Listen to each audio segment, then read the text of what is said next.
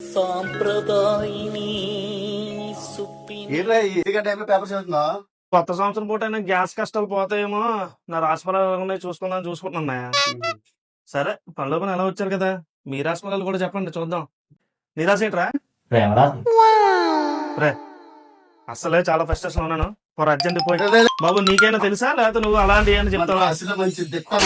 ఆహా, అంత గ్రిప్ ఉందేంటి? ఏ చెప్పైతే నీ రాశి చూద్దాం. కర్ణాటక రాశి.